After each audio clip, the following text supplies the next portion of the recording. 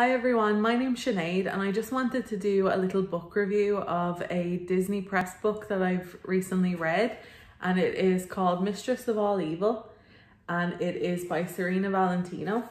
So this book is part of a series by Serena Valentino that's mainly about the Disney villains. And yeah, it's her thickest and her longest of the books that I've read so far. So I've already read Fairest of Them All, which is obviously about the evil queen.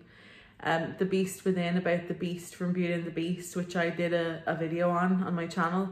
And the Ursula Part of Your World book that I also did a video on. So I had high hopes for this book because although I didn't necessarily love the other three books, particularly The Beast Within, I just did not enjoy that book at all.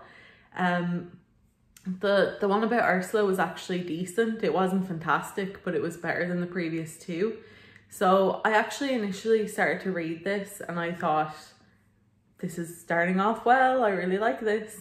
I'm getting something out of this book. But the more I read of it, the less I enjoyed it.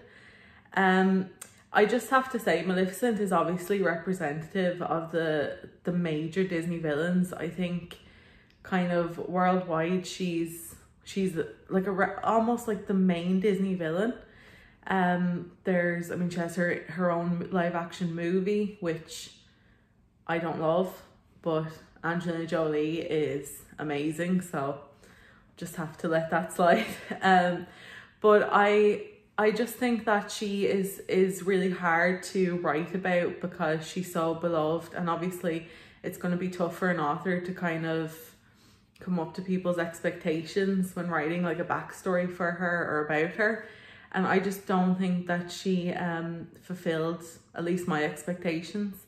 Like I said, Maleficent's such a huge character for people. She's one of my top Disney villains. In fact, I'm wearing, you probably can't tell, but I'm wearing like some Maleficent earrings.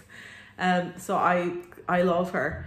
And the backstory that she has for Maleficent in this book, it's decent. I would say it might be actually better than the movie, in my opinion. Obviously there are people who love the movie, the live action movie, and that is fair enough because everything's subjective. But I did enjoy a bit of the backstory. My main problem with this book, and especially this book and her others that I've read in the series, is she interjects her own characters, the author Serena Valentino. In particular, these three odd sisters, and I don't think I'm spoiling anything by saying there are three odd sisters because they're there from the get-go in the first book. And they're just horrible characters. Not that they're horrible, they're supposed to be horrible, they're supposed to be villainous. But they're just not great characters. They're very basic, by the numbers, three annoying witches.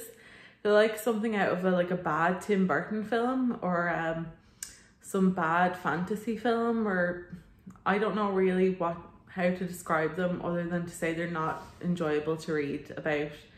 And they are in this book a lot, along with some other new characters that I just don't enjoy reading about. I mean, when you buy a book that is supposed to be about a villain, a Disney villain, or Maleficent or whoever, you want to read about that villain and the other characters involved in their original movie, like Aurora and things like that. But the three fairy godmothers are in this quite a bit. I don't like what she's done with their characters. I think it's like a lazy choice.